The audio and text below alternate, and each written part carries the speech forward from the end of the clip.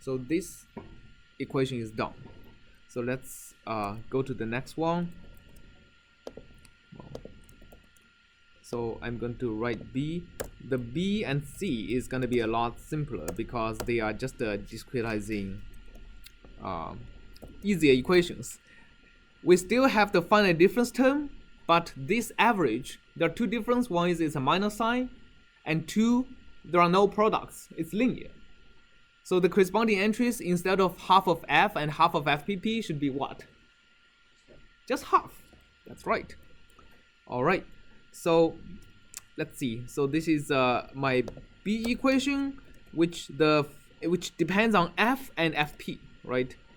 So my FPP is gonna be completely 0.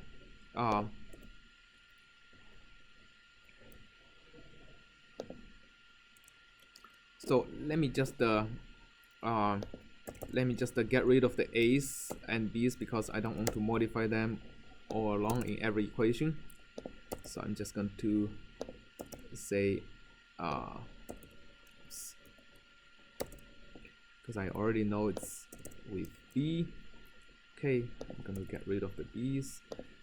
So my JFPP for this equation is going to be 0. My JFP and JF are not going to be 0. So my JF is going to be just the finite difference. So my JF is going to be corresponding to the 1 minus etas. It's actually not, because it's not a vector, it's actually an identity matrix of length n divided by eta, divided by d eta, right? That's actually minus.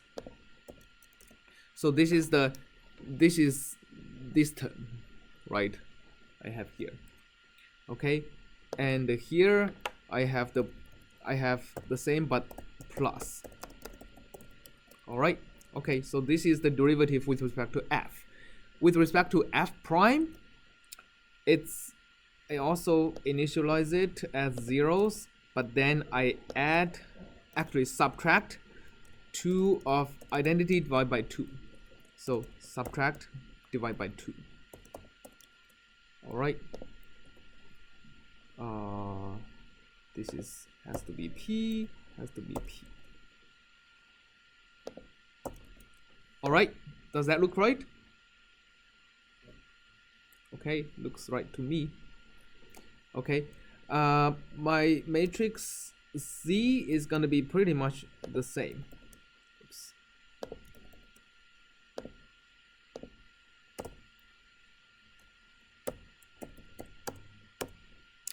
Now, the finite difference is, instead of F is operated on P, right? And the average is operated on PP. And what's 0 should be JF. So that's basically the C Jacobian, right? What is left is the boundary conditions.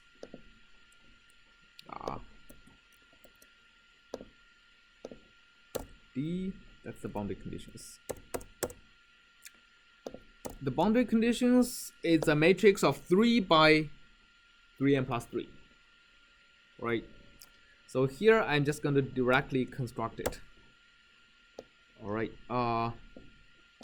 Let's first initialize this to be a 3 by 3 times n plus 1. So that's the size of the matrix. Let's fill out the first row first. The first row should be corresponding to f1 equal to 0, right? What is the Jacobian of f1 equal to 0?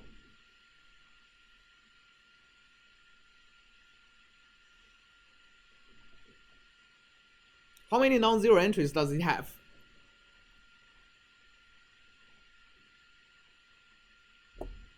One, right? On which one? On which? The first one. The first one, right? So okay, so fj of 1 is equal to 1, right? I mean, this is basically what the derivative is. This is equal to 1 for f1, is equal to 0 for everything else.